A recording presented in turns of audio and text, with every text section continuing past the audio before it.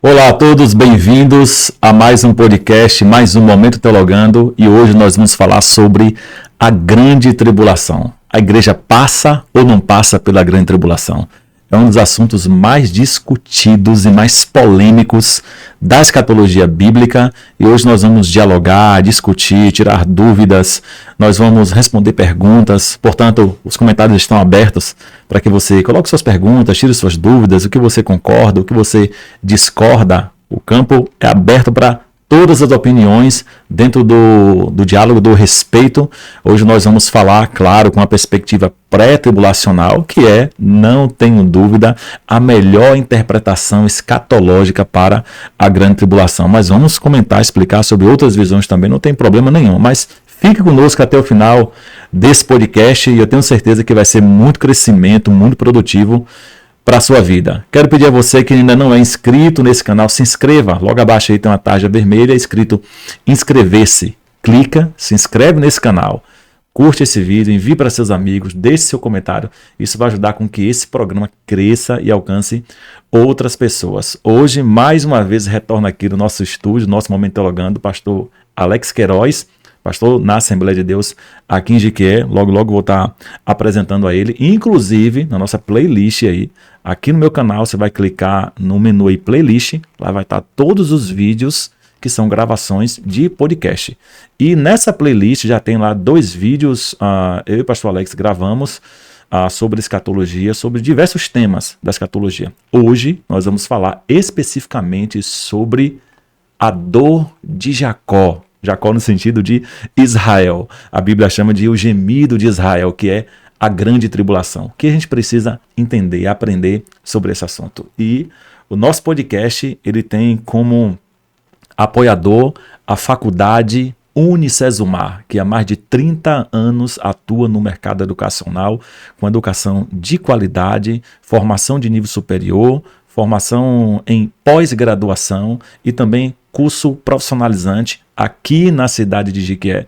Busca aí no Instagram Unicesumar Jiquié e você vai ter acesso a todas as informações. Graduação, pós-graduação, segunda graduação, curso profissionalizante. E se você manter contato e falar, eu vi o anúncio do pastor Anderson Macedo, você já garante um bom desconto, um desconto significativo que vai valer por todo o curso. Então, não é como essas faculdades por aí não, que te dá um desconto somente no primeiro semestre. Não. Durante todo o curso, você vai ter esse desconto, se falar que viu aqui esse anúncio. Durante o programa, eu vou te falar os outros apoiadores do nosso podcast. Eu tenho certeza que você vai gostar dos serviços que eles ofertam. Pastor Alex Queiroz, seja muito bem-vindo mais uma vez a esse podcast. Eu tenho certeza que a gente vai ter um diálogo muito bom hoje aqui. Pastor Alex Queiroz,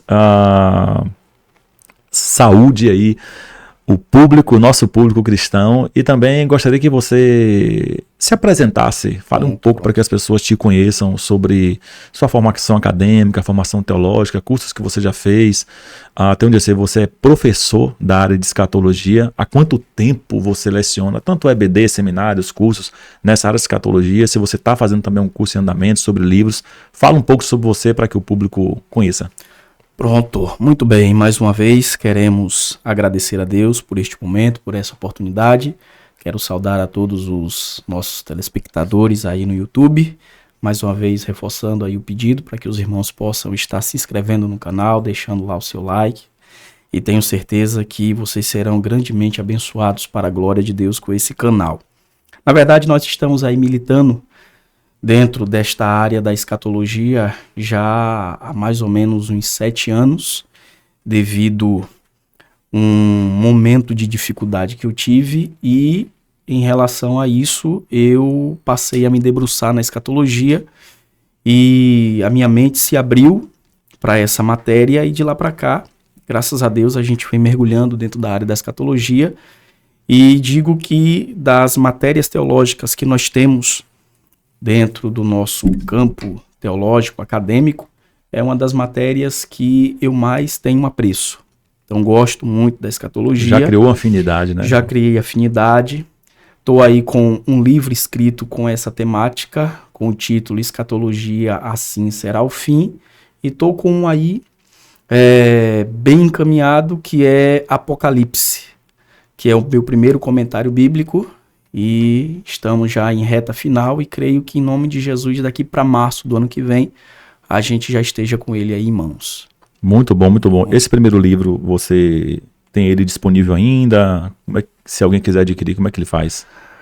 Nesse final de ano, agora em 2024, eu estou sem nenhuma unidade. Agora no início de 2025, eu já vou ter uma remessa nova em mãos. Aí se alguém quiser, pode estar entrando em contato conosco. Bom demais. Pastor Alex, fala para que as pessoas conheçam. Alguém quiser que você dê um seminário na igreja sobre escatologia, uma aula, um curso, coisa do tipo, agenda para pregação, os contatos. A pessoa pode manter contato com você através do celular.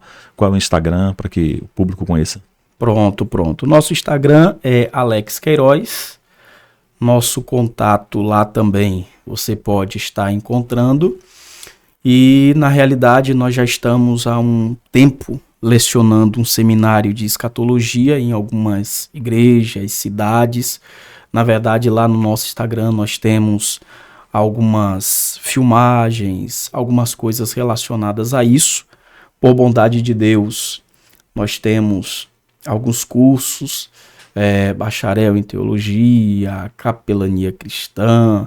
Estamos agora em formação dentro da área superior na teologia.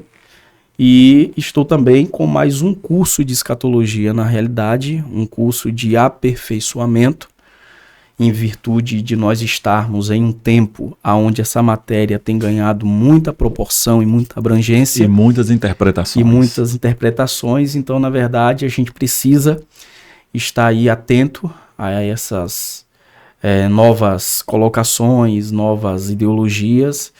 Então, estamos aí sem parar, né? Reciclando algumas coisas e na verdade tudo para a glória de Deus. Graças a Deus. Para que o reino do Senhor seja... Instagram, qual é o Instagram? O Instagram é Alex Queiroz. Bom demais, liga lá, Alex Queiroz, ele sempre posta também uns cortes lá no Instagram, muito bom, muito interessante.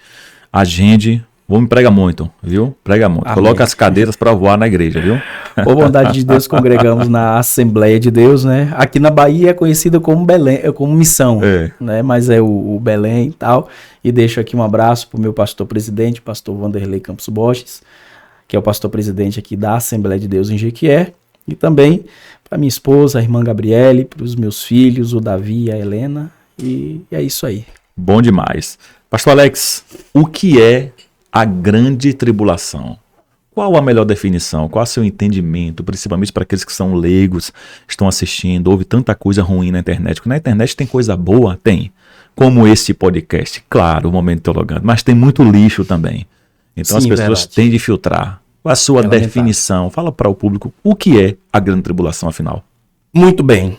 Primeiramente, dentro da perspectiva pós-tribulacionista, eu sei que esse nosso argumento aqui para eles vai ser falacioso.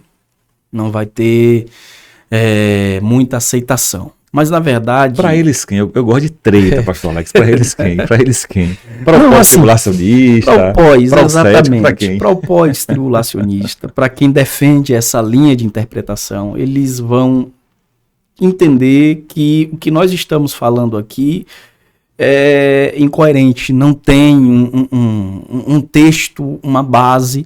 Mas, na verdade, quando a gente fala do movimento pós-tribulacionista, a gente percebe que existe mais dificuldade nos textos que eles apresentam para ser interpretado do que, na realidade, o movimento pré-tribulacionista. Porque os textos pré, você percebe que há uma clareza neles. Há um encaixe perfeito nos textos. Uma harmonia. Uma harmonia, diferente do movimento pós, que ele pega texto, tenta criar um contexto, envolve outros textos, mas na verdade não dá liga, não se encaixa. Então, quando falamos da grande tribulação, a primeira coisa que nós precisamos entender sobre essa linha de pensamento pré-tribulacionista é que a grande tribulação ela é descortinada em Daniel no capítulo de número 9, de uma forma que a igreja pré-tribulacionista entende que a grande tribulação não é compatível com a igreja, mas a grande tribulação é direcionada para Israel. A natureza da grande tribulação. Exato. Apesar de termos o entendimento de que a grande tribulação ela vai ser global, mas a proposta da grande tribulação, primariamente, é para Israel. É para punir Israel. Ela tem um foco maior em Israel. Exatamente. Eu queria complementar, para que o público entenda, se você for ler as passagens veterotestamentárias, digo do Antigo Testamento, onde Deus punia seu povo, derramava juízo, sempre tinha uma finalidade. E isso vai ser muito predominante no livro de Juízes. Não é? Quando o povo se apostatava, se afastava da fé, Deus então se utilizava de um mecanismo punitivo, que era despertar a ira dos inimigos que vinha contra Israel para castigar Israel. Esse castigo fazia com que Israel se arrependesse e se voltasse para o Senhor. Então Exatamente. Isso acontecia com muita frequência no Antigo Testamento. Grande tribulação, do mesmo modo. Deus vai se utilizar como instrumento de juízo, um instrumento punitivo, o anticristo, as nações contra Israel, perseguição, perda de privacidade, perda de direitos, perda de liberdade, e tudo isso, no final das contas, conduzirá Israel ao arrependimento. É o que está lá em Zacarias 13:14. É para o despertamento da Exatamente. Então a grande tribulação desperta uma purificação em Israel, um arrependimento em Israel, e Israel se voltará para Deus no final da grande tribulação. Então existe um propósito. É claro que todo mundo sentirá o peso da mão de Deus na grande tribulação, porém há uma ênfase, há uma tensão maior sobre Israel. Exatamente. E aí, quando falamos da grande tribulação para Israel, encontramos em Daniel, no capítulo 9, a partir do versículo de número 24, e na verdade, para os irmãos que nos assistem, a melhor coisa é que se leia Daniel capítulo 9 na sua íntegra, desde o versículo 1 ao versículo de número 27, Sim. para que haja um bom entendimento a respeito desse texto. Mas, na verdade, a parte aonde se entende ou se subentende que está aqui destacado a questão da grande tribulação é aquilo que muitos conhecem como as 70 semanas de Daniel. Daniel 9, não é isso? Você Daniel falou? 9, do versículo 24 até o versículo de número 24, até o versículo 27. E quando falamos aí a respeito dessas 70 semanas de Daniel, o interessante é que muita gente sabe das 70 semanas justamente por causa dessa nomenclatura que às vezes é até bonita de se falar, né? Sim. As 70 semanas de Daniel. Que são se torna semanas de até anos, na verdade. isso, um peso na fala. Mas muita gente desconhece a questão profética e o entendimento a respeito dessas 70 semanas. Eu acredito que vamos tentar aqui apresentar para os nossos telespectadores como é que funciona essa questão das 70 semanas. E quando olhamos aí para o versículo 24, é nítido que aqui claramente Daniel recebe de Deus essa revelação, e Daniel declara que 70 semanas estão determinadas sobre o teu povo e sobre a tua santa cidade. Claramente a proposta aqui é Israel, é Jerusalém, então não há como refutar esse texto, essa colocação. Só que em virtude dessas 70 semanas, a gente precisa compreender que o texto vai nos apresentar 3 tempos diferentes. E é em virtude destes 3 tempos diferentes que a gente encontra aqui claramente a grande tribulação sendo apresentado.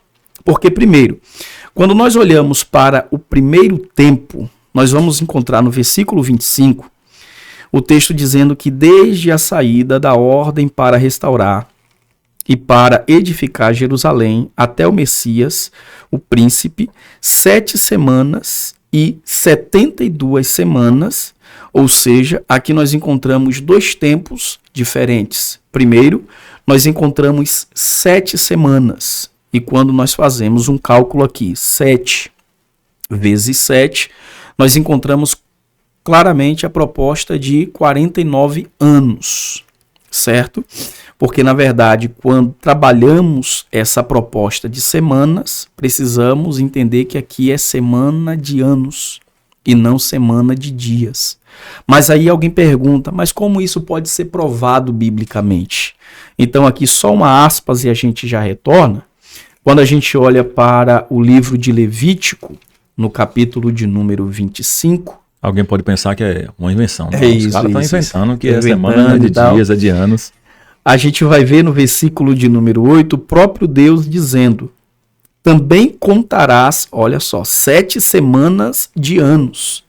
7 vezes 7 anos, de maneira que os dias das tuas 7 semanas de anos te serão 49 anos. Repete só o capítulo, versículo, para que o pessoal aí tome nota aí. Muito bem. Levítico, capítulo 25 e o versículo de número 8. Aqui Levítico, é Deus 25, estabelecendo o ano do jubileu. Bom demais. Ok?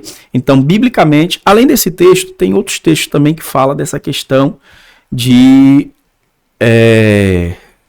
semanas de anos. Mas para a gente ganhar tempo, retornando aqui para Daniel, então quando Daniel fala dessas semanas de anos, primeiro ele vai falar para nós a respeito de 7 semanas. Sim. 7 vezes 7, nós temos aqui a proposta de 49.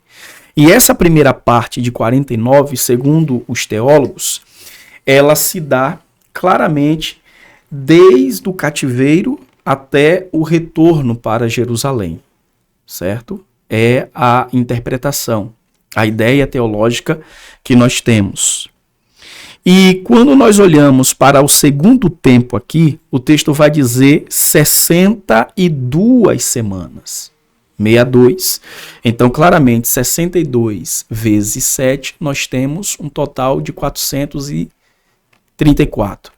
Se somarmos 59 da primeira proposta de tempo, depois somarmos 434, que é a segunda proposta de tempo, nós temos aqui um total de 483 anos que se passa.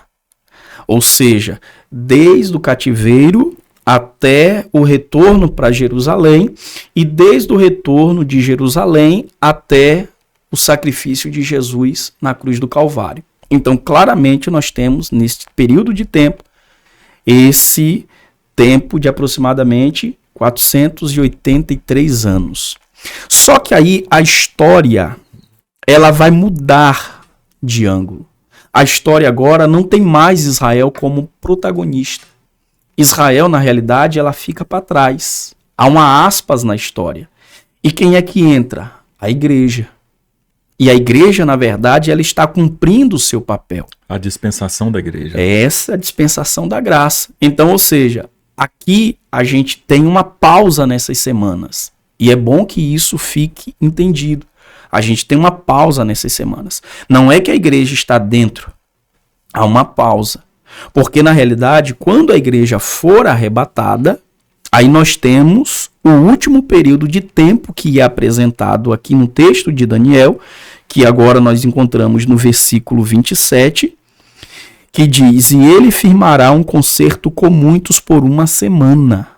Aqui o texto já nos apresenta uma proposta direta ao anticristo e nos apresenta uma semana. E essa uma semana, a grande tribulação, 7 que anos. é a grande tribulação, que dá um total de 7 anos. Aí quando você soma 483 anos mais 7 anos, você tem um total de 490 anos, que é justamente as 70 semanas de Daniel. Então é isso que a gente precisa entender dentro da grande tribulação. É que a grande tribulação está destinada a Israel em um período totalmente diferente do contexto em que a igreja está incluída. A igreja, ela vai ser arrebatada. E quem volta a ser protagonista na história é Israel.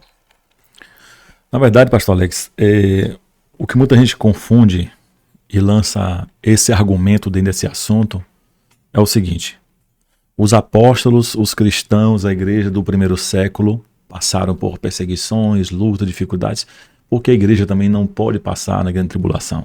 O povo confunde o tipo de perseguição. Sim. Não é?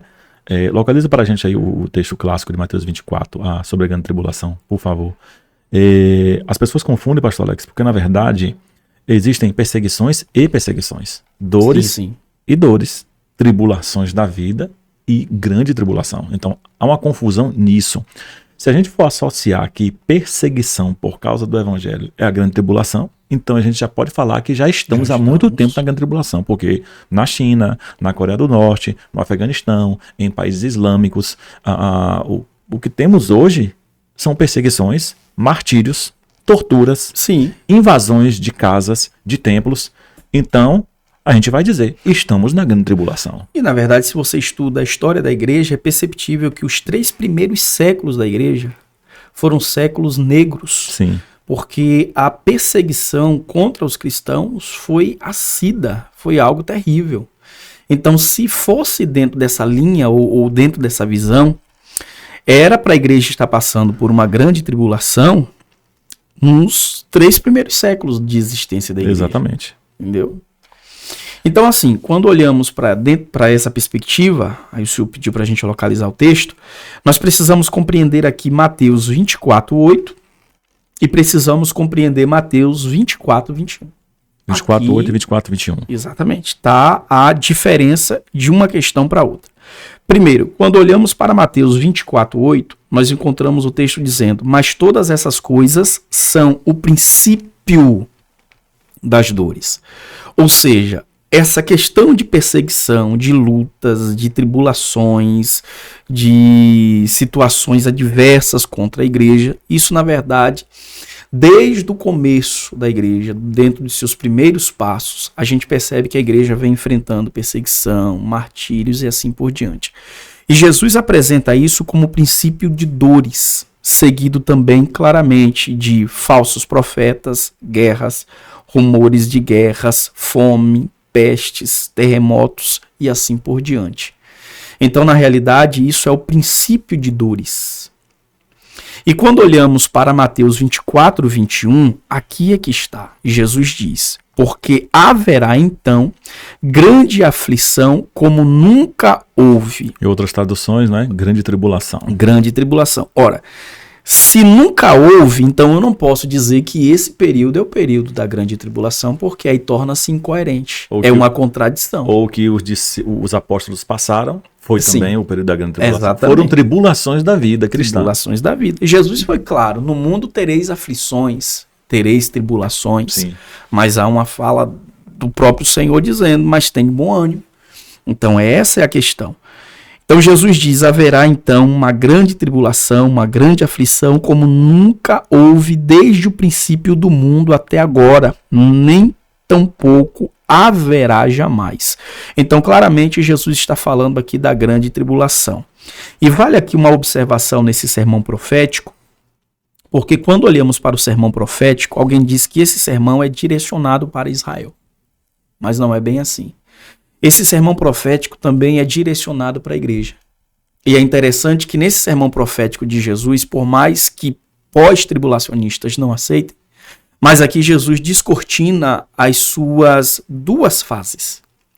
Tanto a primeira fase da sua segunda vinda, quanto a segunda fase da sua segunda vinda. E existem controvérsias dentro do próprio pré-tribulacionismo, né? Nessa questão. Em relação Mas a isso. Na escatologia isso é normal. É normal. Então, claramente, nós percebemos o seguinte, que essa primeira parte aqui de Mateus 24, do versículo 1 até o versículo de número 13, Jesus fala claramente aqui para a igreja. Jesus fala de falsos profetas, fala a respeito de sinais da sua vinda. Ele fala que enganarão a muitos, ou seja, rumores e tal, e assim por diante. Mas o verso 8 é que deixa entendido que isso aqui é para a igreja, quando ele diz que isso aqui é o princípio das dores. Mas quando você pega do versículo 15 e segue até o versículo de número 28, claramente nós encontramos aqui a grande tribulação sendo apresentada. Porque Jesus inicia falando a respeito, no versículo 15, da abominação que acontecerá no templo em Jerusalém. E ele faz questão de falar do profeta Daniel, das 70 semanas aonde nós fizemos aqui o esclarecimento. E Jesus diz de que falou o profeta Daniel, está no lugar santo. E aí ele declara: quem lê, que entenda. Então Jesus aborda aqui a grande tribulação. E para falar da grande tribulação, ele no versículo 21 mostra que é um tempo que nunca existiu sobre a face da terra. e que também nunca, jamais haverá. Então, ou seja, é um período ímpar na história. Quando nós falamos desse versículo, que é o versículo clássico, não é? Uma dor, uma angústia, uma tribulação que nunca houve e jamais haverá. Está muito claro que Jesus está dizendo, será um momento pontual na história. É um tempo único. Sim. É uma dor única. É uma dor sem precedentes. Então a grande tribulação é um evento que não se pode comparar com nenhum outro evento. Então a gente não pode pensar dessa forma. Porque os cristãos do primeiro século, dos primeiros séculos passaram perseguições, vamos passar. Perseguições por causa do evangelho, todos nós passamos. É claro que, a depender da região, do país, da cidade, do local, a intensidade será diferente. A forma dessa perseguição, dessa tribulação, vai ser diferente. A perseguição que existe no Brasil não pode se comparar com a perseguição na China, na Coreia do Norte, como outros lugares que há a proibição, a pregação do evangelho. Mas não é a grande tribulação. Mas, pastor Alex, quando houve a pandemia, muita gente apareceu falando, ou até nesse contexto que a gente vive hoje no mundo de guerras, de fome, já estamos no princípio das dores. E isso já é a parte da grande tribulação. Já ouviu isso aí? Nós estamos no princípio das dores. E por incrível que pareça, até gente da nossa linha pentecostal pré-tribulacionista tem esse entendimento, né? Se a gente não está no princípio das dores, pastor Alex, o que seria então esses acontecimentos, as guerras, as fomes, os terremotos? A gente está vendo o tempo todo o Oriente Médio aí em alerta, não é? China se aliando com Rússia, que tem alianças também com o Irã e vem contra Israel. Então o mundo está aí em alerta o tempo todo. Como é que a gente associa isso? Seria princípio das dores? Se não é, o que seria isso aí? Enquanto você prepara a sua resposta, eu vou servir aqui o pastor Alex com o melhor café cremoso cappuccino da cidade, que é o Café 365. Busque aí aqui em Jiqué, Café 365. Entrega na sua casa ou você retira no local. Vou servir aqui com leite quente, você pode servir com leite frio, leite gelado, leite quente. E vou servir nessa xícara maravilhosa que a Sol Personalizados fez pra gente, tá vendo? Miniaturas ou canecas, tudo que você precisa para sua empresa, para sua casa, sua igreja, dar lembrança a alguém. Garrafas, xícaras, canecas, brindes personalizados. A Sol Personalizados é a melhor em Jiqué. E aí, pastor Alex, a gente está no princípio das dores. Se não estamos, o que é isso que está acontecendo? E eu vou te servir de café. Muito bem. Na realidade, é isso. Nós estamos neste princípio das dores. E segundo até o pastor Napoleão Falcão, ele gosta de dizer que o embrião já está formado. Ele fala muito sobre escatologia. Isso, já está formado. E na verdade, nós estamos vivendo as dores de parto, as contrações. As contrações. E hoje, na verdade, a gente percebe que o mundo geme. O mundo geme. E nós não podemos olhar para esse tempo e dizer que isto é a grande tribulação. Porque, na verdade, a grande tribulação vai ser um período tão tenso, tão difícil, que a nossa mente ela não consegue dimensionar a profundidade dos acontecimentos que ocorrerão na grande tribulação.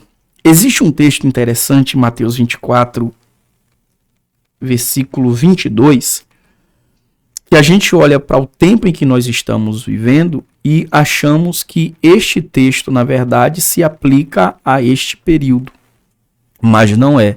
E Jesus diz assim: e se aqueles dias não fossem abreviados, nenhuma carne se salvaria. Mas por causa dos escolhidos serão abreviados aqueles dias.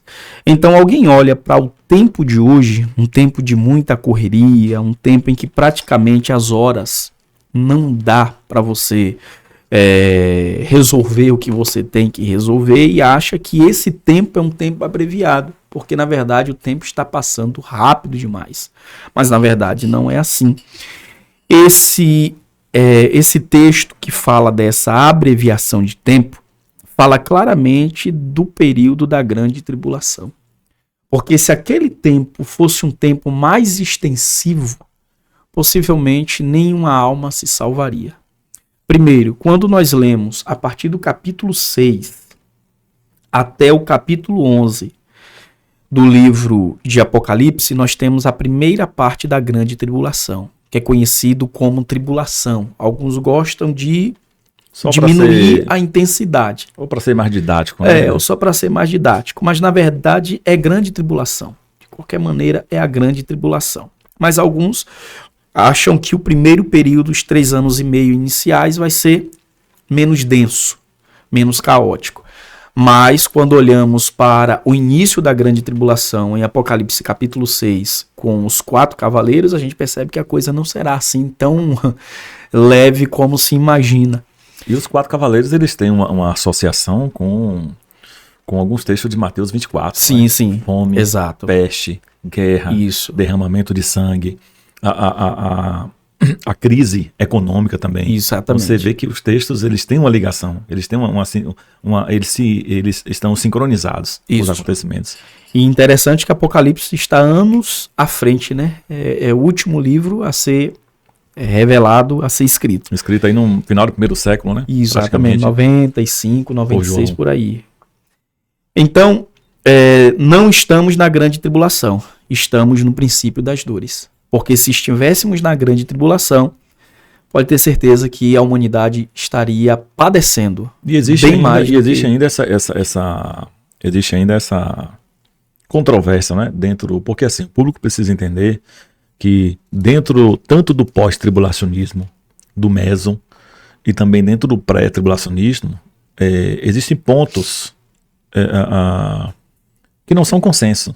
Não é? Por exemplo, tem pré-tribulacionista que acredita que o anticristo virá de uma linha papal. Não é? Sim. Já tem uma linha pré-tribulacionista que acredita que vai vir de uma linha islâmica. Então, são pensamentos, opiniões, interpretações que vão surgindo dentro da mesma escola de interpretação, que é o pré-tribulacionismo. Então, isso é normal. Assim como tem intérprete também que entende que o princípio das dores se dá nos 3 anos e meio, né, da grande tribulação. Parte inicial. Já tem outros que entendem como antes. Então, isso é comum na escatologia. E eu gosto sempre de falar, pastor Alex, que a maior mensagem da escatologia é que, independentemente da escola teológica, da linha de interpretação, praticamente todos acreditam, não é, em assuntos comuns, que são: Jesus volta, existe a ressurreição dos mortos, o juízo final, o Senhor julgará todas as nações. Então, a maior mensagem da escatologia, a volta de Cristo. Nós cremos na volta do Senhor. Como se dará, onde se dará, em que tempo será. Eu acho que fica meio que secundário e periférico isso aí. Mas a maior mensagem é: Ele volta. Ele volta. Ele voltará. Outra coisa também, pastor Alex, é a questão do preterismo. Queria comentar um pouco sobre isso, porque a questão da grande tribulação, existe essa linha, essa escola de interpretação preterista, né, que vem de pretérito, passado. Sim. Então, muitos deles, até dentro do preterismo também existe algumas divergências. Existe aquele que é mais extremista, um preterismo mais parcial, outro mais intenso, não é? Então, existe a linha do preterismo, onde crê que esses acontecimentos já ocorreram no primeiro século. Foi na época da perseguição romana contra a igreja. Isso tudo já ocorreu. Então, por isso o preterismo, que vem de pretérito, que é passado, não é? Temos a nossa linha, que é a futurista, onde nós cremos que os eventos, ou a maioria dos eventos, eles ocorrerão em um momento futuro. Esse futuro, é claro, pode ser a curto, médio ou longo prazo. Longo prazo. É um tempo que só Deus detém. Entende, pastor Alex? É um tempo que só Deus detém. Quando será? Como será? Só Deus detém. Se está longe, se está perto, se está muito breve. Onde é que a gente está nesse tempo da história? Então tem coisas que fogem ao nosso controle intelectual e teológico também. E a linha futurística, eu penso dessa forma, pastor Alex, não sei como é que você pensa. Por exemplo, se você for para Apocalipse, até o capítulo 4, nós temos fatores históricos do contexto imediato de João. Até o capítulo 4 de Apocalipse, que ele está relatando fatos históricos e imediatos das igrejas que existiam naquela época. Isso. Então ele está tratando de assuntos pontuais de igrejas existenciais. Até o momento em que o próprio Deus arrebata João dizendo: sobe aqui. Exatamente. Agora eu vou te mostrar as coisas que hão de acontecer depois dessas. Então nós temos ali um pouco de um contexto histórico de João. É claro, embora as igrejas elas existiam naquela época, aquilo aplica-se também a gente, porque a palavra de Deus, ela é aplicável a nós, né? Ela é atemporal, ela perpassa o tempo e a história. Então aplica-se a nós os princípios, as repreensões, os alertas, mas a partir do capítulo 4 nós vemos uma perspectiva futurística. Exatamente. É porque, na verdade, as 7 cartas do Apocalipse, elas, por mais que sejam literais, porque foram 7 igrejas que existiram nos seus tempos, sim, hoje, infelizmente, só existe as ruínas daquelas igrejas, então foram mensagens direcionadas para aquelas igrejas que existiram. Porém, hoje, precisamos entender que essas mensagens são espirituais para a igreja. Então, doutrinária. Então, claramente, a gente percebe que dentro de um estudo aprofundado, elas até representam 7 épocas da igreja. E por incrível que pareça, a igreja de Laodiceia, que é a última apresentada, apresenta um contexto apostatado, um contexto materialista, um contexto completamente distanciado de Deus. E a gente percebe que isso é uma realidade. Triste, mas é uma realidade nos nossos dias. Um cenário eclesiástico onde o materialismo, onde claramente a gente percebe que as pessoas estão dando mais vazão a questões secundárias do que a presença do Senhor, a santidade e assim por diante. Então, olhando do capítulo 4 até o capítulo 22, nós temos claramente Apocalipse nos apresentando questões futuras. Então, dentro da pergunta que o senhor nos fez sobre a questão preterista, o preterismo, na realidade, é uma dificuldade muito grande de aceitação, porque não tem como nós estarmos falando de profecias que aconteceram no passado, sendo que, na sua grande maioria, elas apontam para o futuro. Então, assim, a ideia ou a escola preterista, que, na verdade, ela traz uma questão muito mais divergente do que coerente, diferente da escola historicista, porque o historicismo já coloca as profecias dentro de um período mais, vamos assim dizer, contemporâneo. A proposta historicista é colocar as profecias dentro de um período mais contemporâneo. Os preteristas vão te xingar nos comentários, já sabe, né? Não tem problema não. Mas o grande problema aí é que tanto preteristas como historicistas estão se esquecendo desse fator profético. E o fator profético as profecias estão encaminhadas para um tempo futuro. E quando se desencadeará isso? Se a gente vai para a visão preterista e historicista, claramente eles estão aí desqualificando a visão pós e a visão pré. Porque por mais que o pós, alguns sejam pré-milenistas, e eu sei que para o pós é difícil de encaixar bodas do Cordeiro e tribunal de Cristo, mas eles creem também nisso. Sim. Certo? Então, assim, historicistas e preteristas, eles não têm como trazer a discussão à tona, porque na verdade vai ficar sem anexo.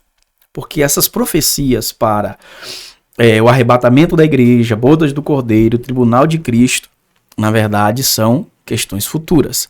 E aí vale uma observação. O senhor falou da escola futurista. E nem todo futurista ele é pré-tribulacionista. Mas dentro do futurismo nós temos os pré, os pós e os meso. Então, claramente, essa escola tem esses 3 pontos que se divergem.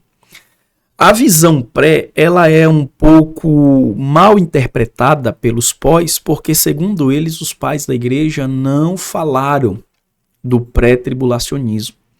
Mas, na verdade, se a gente olha para a Bíblia, que para mim, no meu ponto de vista, o que importa, é a nossa regra de fé e prática, é a nossa bússola, a gente percebe claramente que Jesus foi categórico dentro dessa questão pré-tribulacionista.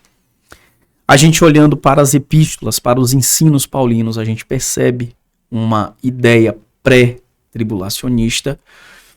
E essa questão pós-tribulacionista é uma ramificação de alguns pontos de Agostinho de Hipona. Sim. Tanto que o amilenismo é uma ideologia que parte de Agostinho. A alegorização dos textos bíblicos. Foi abraçado por Martinho Lutero.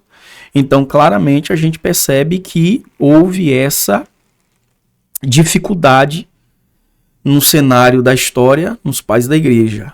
Tanto que alguns dizem que Martinho Lutero ele não foi aberto à ideia escatológica e não tomou tempo com o livro do Apocalipse.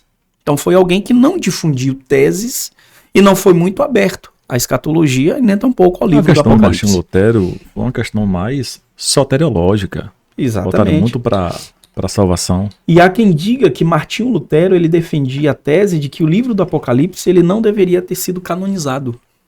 Ele não deveria estar na Bíblia. Chamou Então, a carta de Tiago de carta de palha. Ele achou que Tiago estava entrando em contradição com Paulo.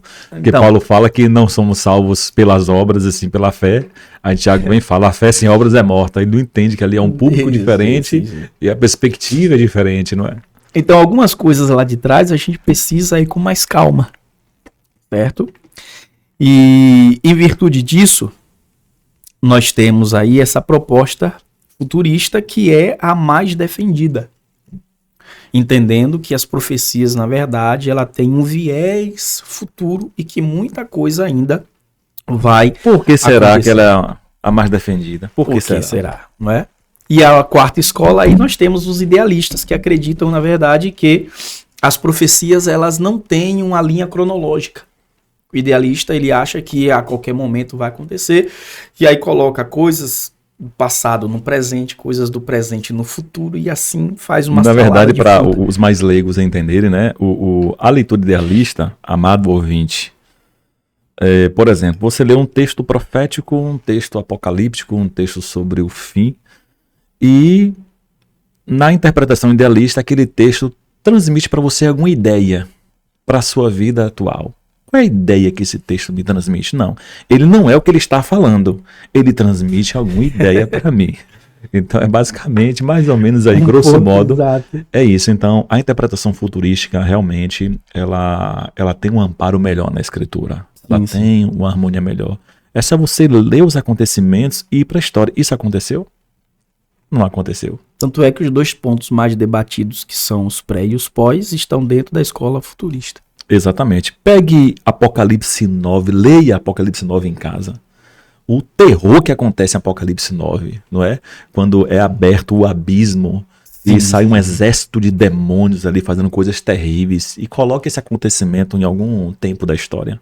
E tantos outros textos em Apocalipse, não é? É claro que existe uma forte linguagem simbólica no Apocalipse, sim. Faz parte da literatura apocalíptica, os símbolos, as figuras, as imagens. No entanto, o que deve se observar é que todo símbolo tem por detrás dele uma verdade literária. Leia o símbolo, entenda o símbolo e interprete o símbolo. Por exemplo, nós temos Apocalipse 7 candeeiros de ouro. Aí Jesus disse a João, os 7 candeeiros de ouro são as 7 igrejas. As 7 estrelas que viste são os 7 anos da igreja. Ou seja, o símbolo transmite uma verdade literária por detrás dele. Outro exemplo em Apocalipse. O mar que você viu, as muitas águas, são povos, línguas e nações. Então João vê um grande mar, vê muitas águas. E o próprio texto, nesse caso, já interpreta o que significa. Sim. Então a simbologia tem uma verdade por detrás dela, um significado, uma interpretação. Então não é ler o símbolo e ficar achar que aquilo ali é... imaginando o símbolo, não. Essa interpretação aqui ela é abstrata. Ai, que texto abstrato lindo, um símbolo, um mar, um fogo caindo do céu. Não. Isso significa o quê? É isso que a gente precisa entender. Então o futurismo, a escola futurística encaixa isso tudo bem certo na igreja. Por que, na sua opinião pré-tribulacionista, a igreja não passa pela grande tribulação? Muito bem. Tem algum texto que prova isso? Vamos lá. Quando a gente fala da grande tribulação, a gente percebe que existem textos no Antigo quanto textos no Novo Testamento que nos apontam para este tempo. No Antigo Testamento, não temos aqui tempo hábil para poder citar, mas nós temos Dia do Senhor, que está em Sofonias, capítulo 1, versículo 14, e o texto diz, o grande dia do Senhor está perto, e se apressa muito a voz do dia do Senhor. Amargamente clamará ali o homem poderoso, Também nós temos em Jeremias 37, que é um dos textos mais clássicos. Jeremias 37. 37, que diz: porque aquele dia é tão grande que não houve outro semelhante. Olha só como se encaixa perfeitamente com Mateus 24, 21, né? E é tempo de angústia para Jacó. Ele, porém, será salvo dele. Então aqui é Israel completamente. Não é a igreja, é Israel. É claramente uma profecia ligada para o povo de Jacó. E no Novo Testamento nós temos um texto que é bastante citado, que está em Apocalipse capítulo 6, do versículo 15 ao 17, que é conhecido aqui como a ira do Cordeiro. E o texto diz: e os reis da terra, e os grandes, e os ricos, e os tribunos, e os poderosos, e todo servo, e todo livre, se esconderão nas cavernas e nas rochas das montanhas, e diziam aos montes e aos rochedos: cai sobre nós, e escondei-nos do rosto daquele que está sentado sobre o trono e da ira do Cordeiro, porque é vindo o grande dia da sua ira. E quem poderá subsistir? Então, nesse texto, nós temos aqui claramente ira do Cordeiro e dia da sua ira. Então, são textos alusíveis à grande tribulação. E esse período da grande tribulação, que na verdade é um tempo que vai durar 7 anos, ou seja, uma semana, conforme não é tudo em um dia só, em um momento só. Não é tudo lá no início. Então, nós encontramos dentro da própria Bíblia essa questão deste tempo conhecido como tempo de ira, tempo de juízo, tempo de indignação, tempo de prova, tempo de angústia, tempo de destruição, tempo de trevas, tempo de desolação, tempo de transtorno. São os nomes técnicos e genéricos, né? Que castigo, exatamente. Todos eles com referências bíblicas. E com isso, o que nós encontramos? Nós encontramos a ideia de que a igreja ela não passa por este tempo, não passa por este período. Mas, pastor Alex, por que a igreja não passa pela grande tribulação? Por que a igreja está isenta desse período profético? Aí nós podemos aqui trazer as seguintes razões. Ela será arrebatada antes da grande tribulação, conforme que nós encontramos claramente em Apocalipse 3:10, Deus guardará da ira futura. Quando nós olhamos para 1 Tessalonicenses capítulo 1, versículo 9, claramente ali, o Senhor livrará da ira futura. Então, entendendo esses textos correlatos, compreendemos que a igreja não passa pela grande tribulação, mas além disso, a igreja ela é a noiva do Cordeiro, ou seja, ela é imaculada, quando olhamos aí para 2 Coríntios 11:2. Além disso, a igreja ela é luz e sal da terra, ou seja, ela não ficará nessas trevas que ocorrerá no período da grande tribulação, conforme Mateus capítulo 5, versículos 13 e 14, que no meu ponto de vista é até incoerente dizer que a igreja passa pela grande tribulação, sendo que o período da grande tribulação é o período onde a trindade satânica vai ter força, vai se revelar e domina. O diabo, o anticristo, o falso profeta. Sim. Então a igreja, como um farol em meio às trevas, ela é luz para esse tempo, levando o pecador a Cristo, levando o mundo a entender que em meio às trevas existenciais existe a luz que é resplandecente pela igreja. E essa luz é direta através do Espírito Santo. Uma outra questão: a igreja não passa pela grande tribulação porque ela é santa, ou seja, não sofrerá nas mãos do iníquo. Também precisamos entender que a igreja ela tem um selo, ela tem um penhor, conforme Efésios capítulo 1, versículos 13 e 14. O selo do Espírito Santo. E um outro texto que eu gosto muito, que é Efésios capítulo 4, se eu não me engano, parece que é o versículo 30. Ali, claramente, Paulo vai dizer... Deixa eu encontrar esse texto aqui para a gente não tropeçar nele. Paulo vai dizer que nós temos isso mesmo. E não entristeçais o Espírito Santo de Deus, no qual estáis selados para o dia da redenção. Dia com D maiúsculo. Então, ou seja, até o dia do arrebatamento, a igreja tem um selo sobre ela. Os salvos têm um selo sobre ela. Esse selo só é removido se eu me afasto de Cristo, se eu me apostato, mas se eu permaneço fiel até o fim, ele está comigo, até o dia do arrebatamento. Então, como é que pode a grande tribulação em evidência esse selo sobre a igreja? Porque, na verdade, o Espírito Santo, conforme segundo Tessalonicenses, capítulo 2, versículos 7 e 8, eu sei que há uma divergência aqui, mas Paulo claramente vai mostrar que ele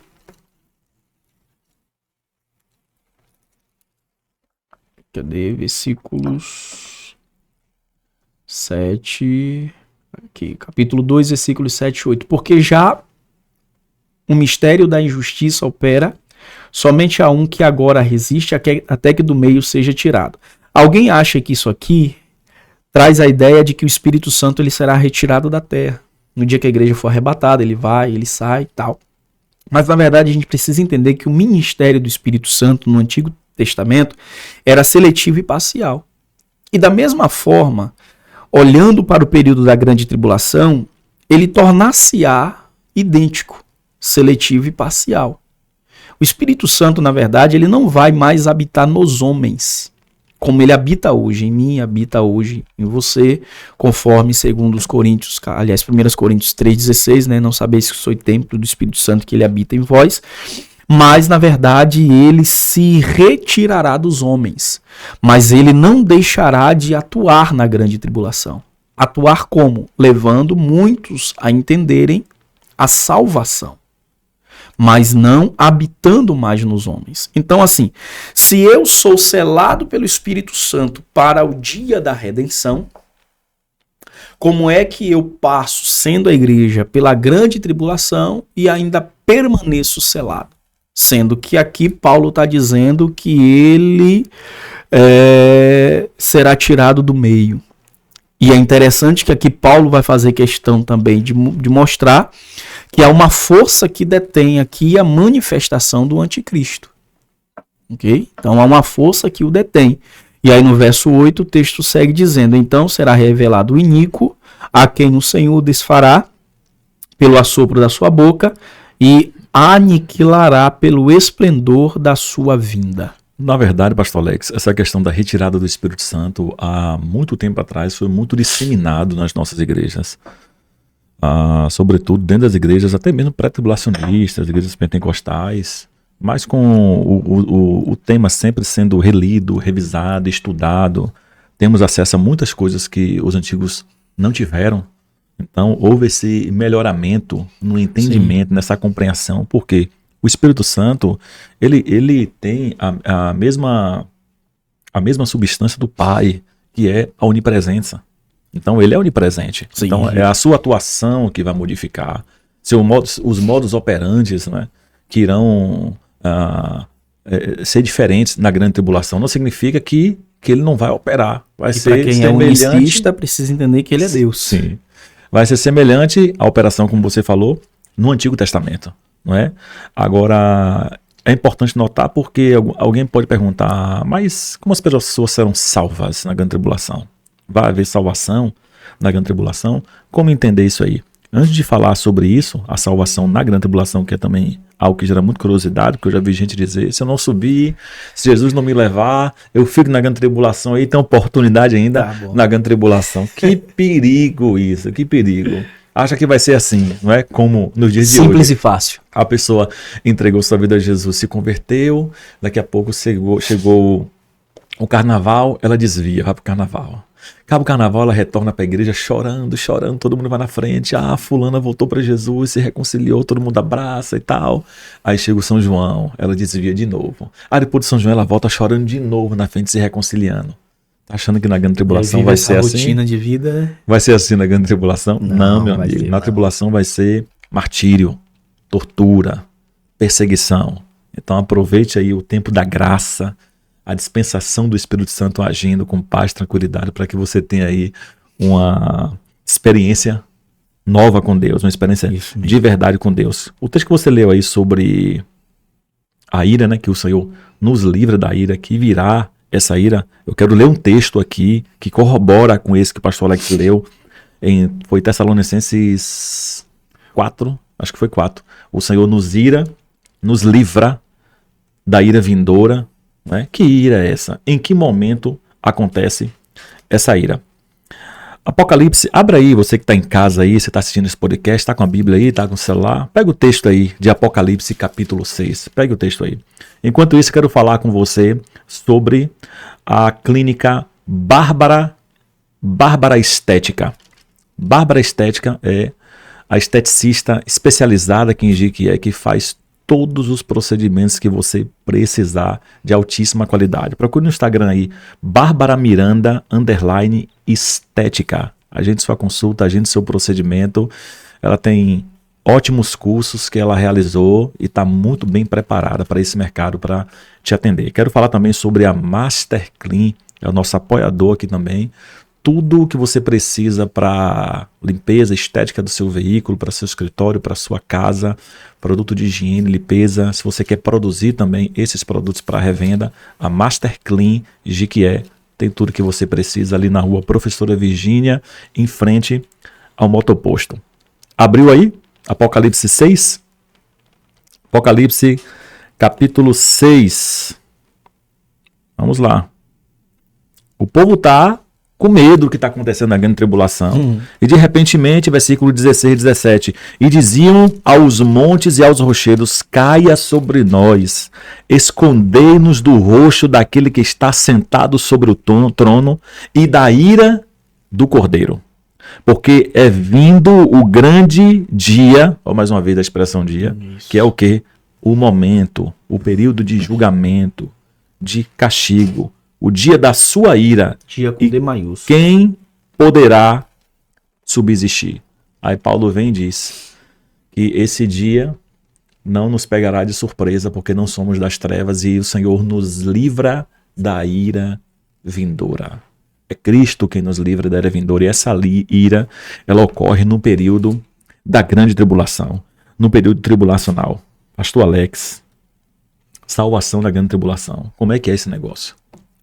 Muito bem, para quem pensa que a grande tribulação vai ser um momento fácil na história da humanidade... Vou na frente ali levantar a mão, aceitar Jesus e pronto. Está muito enganado, muito enganado. Na verdade, quando a gente olha para esse período, a gente percebe que dentro dos contextos onde a grande tribulação é apresentado, sempre há coisas terríveis aliançado a esse período. E quando olhamos aí para a grande tribulação que inicia no capítulo 6 e se estende até o capítulo 18, precisamos entender que existem 7 selos, 7 trombetas e 7 taças.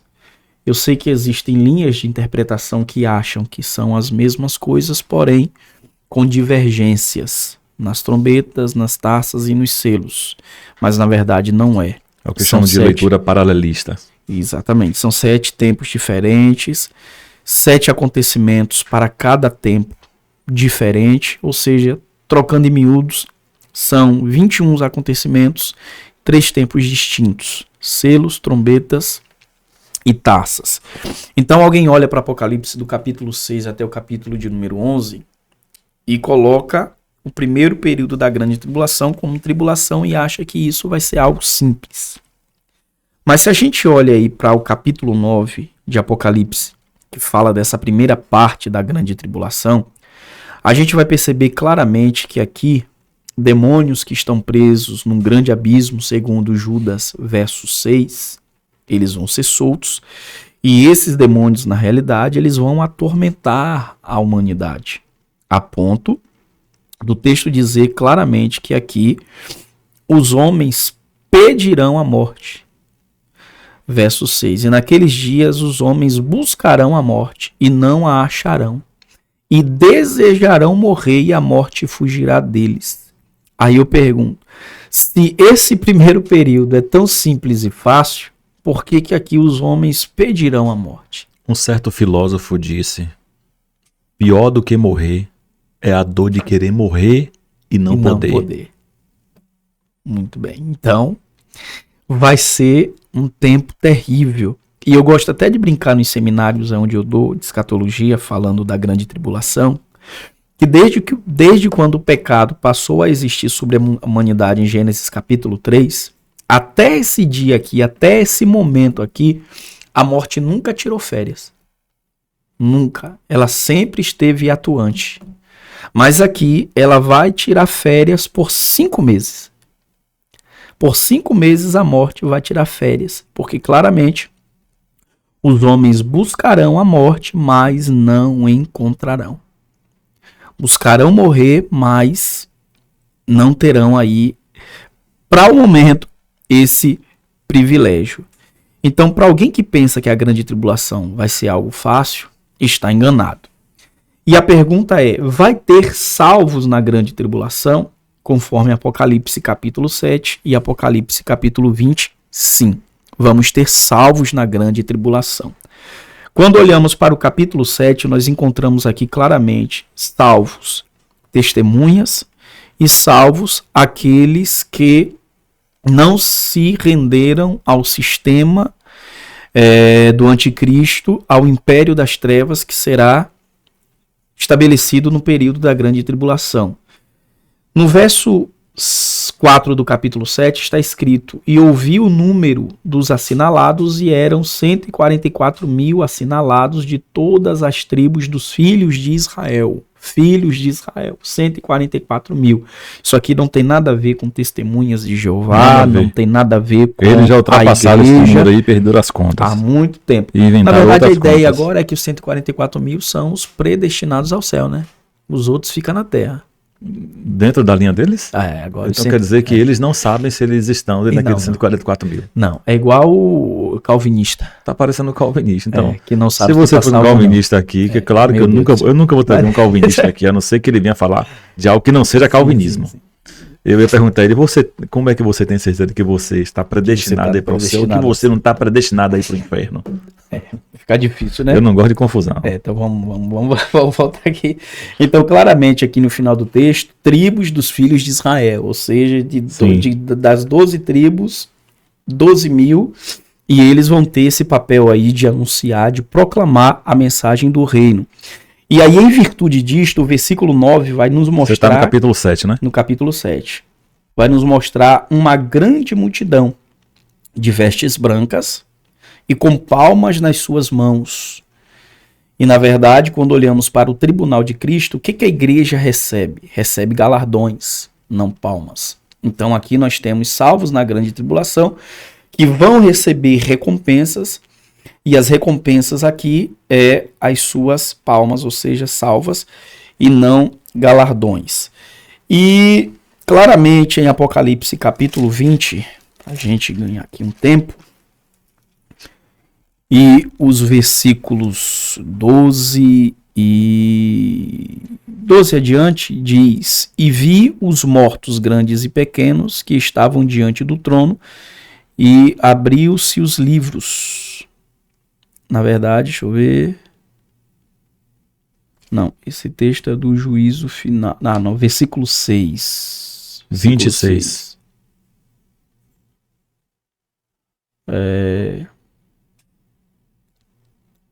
Capítulo 20, versículo 4. Capítulo 20, versículo 4. Capítulo 20, versículo 4. Que é um texto. E vi tronos e assentaram-se sobre eles aqueles a quem foi dado o poder de julgar. E vi as almas daqueles que foram degolados pelo testemunho de Jesus e pela palavra de Deus, e que não adoraram a besta, nem a sua imagem, e não receberam sinal na testa nem na mão, e viveram e reinarão com Cristo durante 1000 anos. Então, claramente, nós temos aqui a proposta daqueles que serão salvos também na grande tribulação. Por que a gente entende que aqui haverá salvos na grande tribulação? Porque o texto vai nos mostrar que esses reinarão com Cristo 1000 anos. Ou seja, após a grande tribulação, nós temos o milênio. E é interessante que existem pós-tribulacionistas que entendem da seguinte maneira: a igreja passa pela grande tribulação, mas o milênio é só depois da grande tribulação. Já tem outros pós que entendem que já estamos no milênio. Não é? Então, há essa divergência dentro dos próprios É o pós-tribulacionista que é a milenista. Que na verdade tem o pós-milenista e o pós-milenista e o pré-milenista, né? O pré e o pós. O amilenista é aquele que não crê no milênio literal. Os pós acham que nós já estamos. Desde o ano 70 para cá, nós já estamos no milênio, né? Que para alguns a grande tribulação ali teve Enfim. Então, entendendo esse texto, compreendendo que o milênio, na realidade, inicia no final da grande tribulação, entendemos claramente com esse texto e com outros também, que alguns serão salvos e reinarão no milênio, estarão com Cristo no milênio. Lembrando que quem morre por causa do testemunho de Cristo no período tribulacional faz parte da ressurreição do milênio para reinar com Cristo no milênio. Para que o público entenda essa ideia da ressurreição daqueles que morreram. São os mártires, né? Os mártires. E complementando aí, pastor Alex, essa parte da salvação da grande tribulação, se você, ouvinte, você que está assistindo o podcast aí, tiver com sua Bíblia aí, confere aí Apocalipse capítulo 14, versículos 6 e 7. Perceba que tem até anjo pregando o evangelho do reino. O que é isso? Anjo pregando o evangelho do reino vindouro, o reino milenar que virá. Eu te pergunto, qual é, pastor Alex, o objetivo da pregação das boas novas, se não é gerar salvação? Sim. E arrependimento. Verdade. Portanto, se tem anjo pregando a todo povo, língua e nação, como está escrito, Apocalipse 14, 6, 7. Tá aberto aí, pastor Alex? Leia pra gente, por favor. 14, 6 e 7 está aqui. Assim. E vi outro anjo voar pelo meio do céu, e tinha o evangelho eterno para o proclamar aos que habitam sobre a terra, e a toda nação, e tribo, e língua, e povo, dizendo com grande voz: temei a Deus, e dai-lhe glória, porque vinda é a hora do seu juízo, e adorai aquele que fez o céu, e a terra, e o mar, e as fontes das águas. Quer dizer, por que nós estamos vendo anjo, pastor Alex, pregando, se não é para promover a salvação? Chamar o povo ali naquele período tribulacional ao arrependimento, né? Mesmo sabendo que ia ter a perseguição, a dor, a tortura, o martírio, mas apontando que viria um juízo e que viria também um reino. Além disso, nós temos Apocalipse 6, a partir do versículo 9, temos Apocalipse 12, a partir do versículo 11 também, que mostra pessoas vencendo, sendo martirizadas e morrendo por causa do testemunho e da palavra de Jesus. Ou seja, por causa daquilo que eles testemunharam. Como é que a gente testemunha de Cristo? Esses com a nossa vida, aqui com a não nossa são fé. Pastores, né? Exatamente. Porque há quem diga que anjo aqui é pastor, é mensageiro, são pessoas como eu e você. Não colocam a ideia de anjo no literal, né? Porque lá atrás Jesus fala que ao anjo da igreja, né? E a gente deve entender uma coisa, que anjos tiveram forma humana na casa de Ló, porque os habitantes de Sodoma identificaram aqueles anjos como homens. Como homens. Então, Deus pode fazer, pela sua soberania e poder, o anjo tomar a forma que ele quiser. E seria aqui, a gente duvidar do que Deus pode fazer. Exatamente. Parece uma loucura, mas... E aqui nós já estamos praticamente na reta final da grande tribulação. Sim. As duas testemunhas já passaram. Os 144 mil já foram martirizados. Então aqui nós já estamos num tempo drástico. Nós já estamos aqui, vamos assim dizer, no limiar, no apogeu da grande tribulação. Aqui o anticristo já rompeu com Israel. Aqui muita gente já foi morta. Aqui muita coisa terrível já aconteceu. Muita tragédia já aconteceu. Muita tragédia. Então aqui, na verdade, a gente percebe que Deus, ele envia anjos claramente para pregar na grande tribulação, justamente para mostrar que em meio a tudo que está acontecendo, ainda existe uma graça sobre. Ainda existe uma luz no fim do túnel. Né? Então, não dá para olhar para a grande tribulação e achar que vai ser um período simples e fácil. De muita dor. Pastor Alex, a gente está chegando no nosso final. Queria que você mostrasse ao público como é essa linha cronológica, essa linha dos acontecimentos, desde o arrebatamento até o juízo final. Arrebatamento, como é que acontece arrebatamento, grande tribulação. Sim. Eu peço a explicação, na verdade, para que o público, sobretudo aqueles que não compreenderam ainda isso, ou os leigos, tenham esse entendimento, não é? Muito O bem. arrebatamento até o juízo final, como é que acontece isso, como se encaixa os acontecimentos. Certinho. Meus irmãos, a escatologia, na realidade, não é uma matéria que está avulsa, sem uma cronologia. Na verdade, a escatologia, ela nos apresenta uma ordem cronológica, uma linealidade para os fatos. Então, o que nós temos? Primeiro, a primeira fase da segunda vinda de Jesus. Isso aqui é importante porque, na verdade, não vou dizer profecias, mas os sinais que apontam para a vinda de Jesus não são sinais para o arrebatamento da igreja. O arrebatamento ele faz parte da vinda de Jesus. Exatamente, porque Jesus vem para arrebatar a sua igreja. Então nós temos a segunda vinda de Jesus Cristo na sua primeira fase e ele arrebata a igreja. Quando Jesus arrebata a igreja, nós temos no céu dois acontecimentos. Primeiro, o tribunal de Cristo, que não é para condenação, mas para galardoar aqueles que serão dignos. Recompensar, não é? Para recompensá-los, porque Paulo claramente vai falar a respeito disso, que eles vão receber por meio do corpo, ou bem ou mal, não é? Aqueles que fizeram para Cristo receberão. E é interessante que Paulo também vai mostrar que essas obras elas serão provadas no fogo. Aí Paulo vai dizer que as obras que são dignas de recompensa é ouro, prata e pedras preciosas. Mas aquelas obras que não são dignas... significa a qualidade das obras, né? Sim, que não são dignas é o feno, a palha e a madeira. E aí você percebe que ouro, prata e pedras preciosas não se dissolvem no fogo. A durabilidade. É isso. Já o feno, a palha e a madeira, no fogo, some. Ela é completamente destruída. Então, haverá essa recompensa. Então, fica aqui uma observação. Você que faz para os homens, você está fazendo e recebendo galardão de homens. Infelizmente, naquele não vai ter grande recompensa dia, nenhuma. não haverá.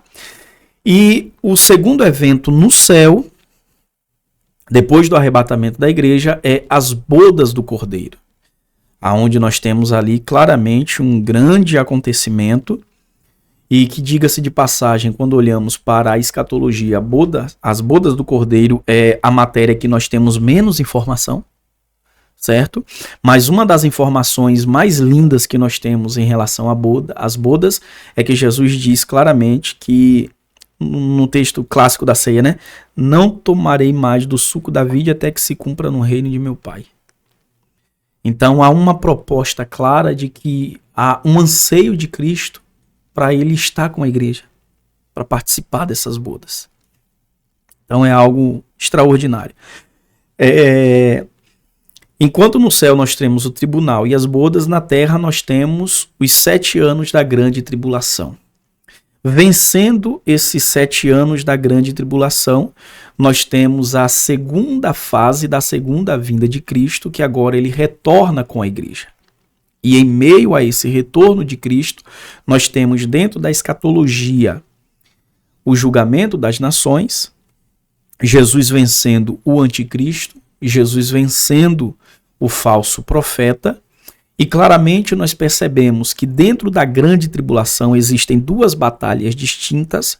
Nós temos a primeira batalha, que é chamada de Gog e Magog, e aqui há uma divergência, porque alguém entende que essa batalha se dará no início da grande tribulação, outros entendem que ela acontecerá no meio da grande tribulação, quando o anticristo rompe com Israel e, na tentativa de destruir Israel, ele faz aliança com 10 confederações, mas de alguma forma milagrosa Deus livra Israel desta batalha aí literal de Gog e Magog. Só para o povo não confundir, não é?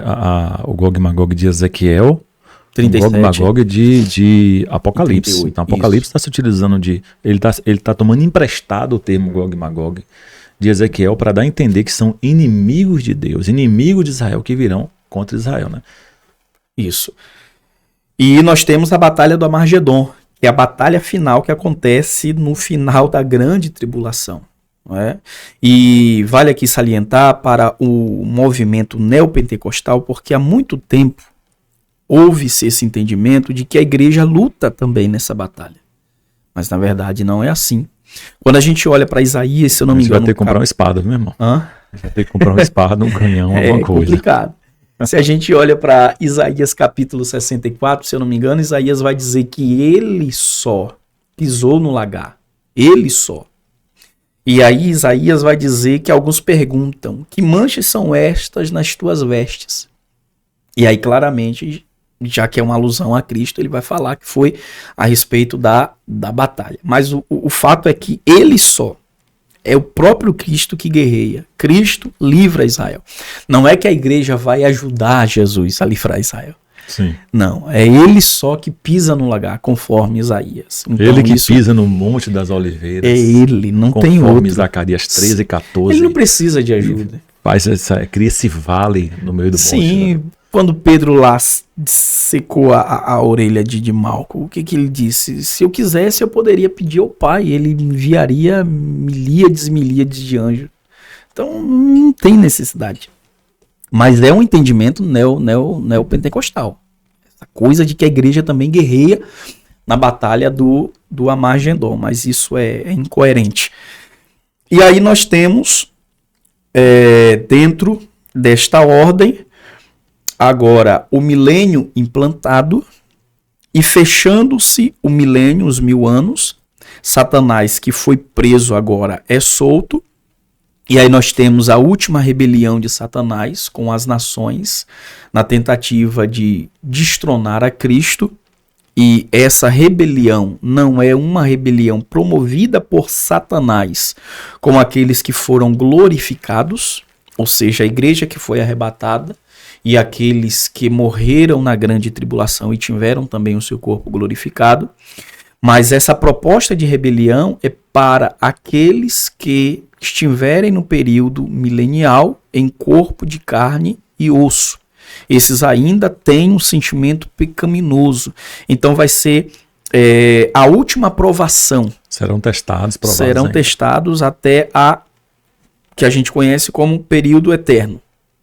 Então, fechando-se o milênio, Satanás solto, temos essa última rebelião. Infelizmente, muitos mortos, Satanás de uma vez por todas lançados no lago de fogo, e com isso agora nós temos a implantação do grande trono branco. O juízo final. O juízo final. E ali não haverá salvação para ninguém. É só para sentença mesmo. Só para sentença. Essa semana mesmo eu vi uma peça em uma igreja, e essa peça, na verdade, é uma peça teatral muito difundida em muitos lugares. Eu não me lembro agora o nome dela, mas parece que é o juízo final, alguma coisa desse tipo, aonde alguns vêm e se apresentam diante de Cristo, alguns com as mãos vazias e outros com obras. Para os que têm as mãos vazias e não são dignos, são direcionados para o inferno. Para os que têm alguma coisa a apresentar, são direcionados para o céu. Mas isso aí é herético. Me desculpa, mas é uma heresia. No juízo final, ninguém será salvo. Como no tribunal, ninguém será condenado. E lá, claramente, é um tribunal... Com finalidades distintas e para públicos distintos. Exato. O tribunal de Cristo para os salvos, o grande trono branco para os condenados, ou para os ímpios, aqueles que, infelizmente, não alcançaram salvação. Então, eu sei que alguém pode até não gostar, mas é uma heresia sendo apresentado na igreja. E aí, fechando o grande trono branco, o acerto de contas, aí nós temos a eternidade, conforme Apocalipse capítulo 21 e capítulo 22. O estado eterno. Novo céu e nova terra. E aí alguém diz, esse estado novo, essa terra será destruída, será refeita, como é que vai ser? Segundo a nossa teologia pentecostal, segundo o nosso entendimento escatológico, principalmente conforme o que Pedro diz na sua segunda epístola, no capítulo 3, a partir dos versículos 6 a seguir, a gente entende que essa terra ela será plenamente destruída. Essa atmosfera que nós conhecemos, ela será plenamente transformada. E aí qual é o entendimento? Existe um certo comentarista que ele diz o seguinte: a terra, ela, infelizmente, passou por terríveis momentos na história. Infelizmente, foi uma terra contaminada pelo pecado. E aí, quando se fala da atmosfera, quando a gente olha para o que Paulo escreve lá na carta aos Efésios, ele vai dizer que nas regiões celestiais estão hostes espirituais da maldade. Há quem diga que o próprio Satanás, ele habita também. Então, claramente, essa atmosfera também ela foi contaminada. Então, haverá uma transformação total. Alguém aceita e outros não aceitam. Mas, biblicamente se falando, há fortes indícios de que Deus não restaurará essa terra, mas que, na verdade, trará uma nova terra em evidência. E aí é onde entra a questão da descida da Nova Jerusalém. A Nova Jerusalém só desce nesse momento em que nós nos encontramos no estado eterno, onde a eternidade, na verdade, agora é claramente apresentada. Muito bom. A gente já está finalizando. Pastor Alex, dentro da grande tribulação, pode ocorrer algo que alguns concordam, outros não. Gostaria de saber sua opinião, que é a questão lá em Israel do terceiro templo. O que é que a gente pode entender, o que é que o público pode compreender sobre o terceiro templo? Nós temos aí na Bíblia o primeiro templo construído por Salomão, destruído pelos babilônios, e esse templo, o segundo templo agora sendo reconstruído sob liderança de Zorobabel. E no Novo Testamento, Herodes faz essa ampliação, esse melhoramento no templo. E esse segundo templo, melhorado e ampliado por Herodes, é destruído no ano 70 depois de Cristo pelos romanos, pelo general Tito, filho do imperador Vespasiano. Até então não temos mais o terceiro templo, mas há indícios aí de uma reconstrução, até porque a Bíblia aponta para o lugar santo. Qual é o lugar santo? É o templo. O lugar santo de Israel é o templo.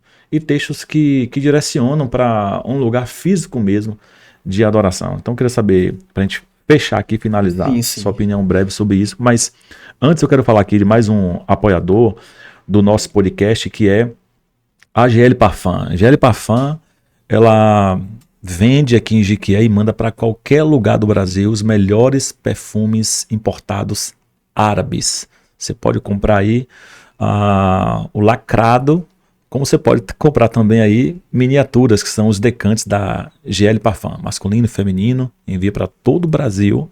Busque no Instagram glparfum.br e você vai conferir todos os produtos. Quero falar também sobre a clínica Renove Terapêutica na pessoa da nossa neuropsicóloga Mônica Lago, especialista em terapias para adultos e crianças. Você que tem um filho com autismo ou está suspeitando que ele tem autismo, hiperatividade ou algo que você percebe que chamou sua atenção no comportamento dele, leve para a Clínica Renove, leve para uma avaliação com a neuropsicóloga Mônica Lago. Na clínica também temos várias especialidades, como cardiologista, clínico geral. Eu tenho certeza que você terá o melhor atendimento e assistência para você, sua família e seus filhos. É um assunto que não pode, de maneira nenhuma, ser ignorado. Quero falar também sobre Lea Baiense, decoração para a sua igreja. Você quer fazer um congresso, uma conferência, um casamento, Lea Baiense decora a sua igreja ou aluga também os itens que você precisar. Lea Baiense tem tudo que você precisa para sua decoração. E Efraim Design, Pastor Alex, o cara é bom. Capa de livro, ele fez umas capas de livro para mim, excelente. Top. Efraim Design, ele é muito bom. Ele realmente me surpreendeu esses dias. Então, Efraim Design, arte e publicidade para sua igreja, para sua empresa, capa de livro. Efraim Design é o nome do Instagram da empresa, né? Sim. Então você pode buscar aí, eu vou te passar depois o contato dele. Maravilha. Efraim Design, muito bom. Capa de livro, banners, divulgação, publicidade para empresa, para igreja. Busque Efraim Design. Vamos concluir? Sim, sim. Haverá sim ou não o terceiro templo? Sim, haverá, porque na verdade o anticristo ele precisa se apresentar como um Cristo. É a ideia, é a proposta dele, se apresentar como um Cristo. Então, assim, quando falamos do terceiro templo, a gente precisa ter um entendimento claro de que esse terceiro templo ainda não foi construído. Há margens, indícios de que já está tudo preparado para a construção desse terceiro templo. E, ao que tudo indica, ele será construído. Eu creio que ele será construído possivelmente antes do início da grande tribulação, porque a grande tribulação é um período de tempo muito curto.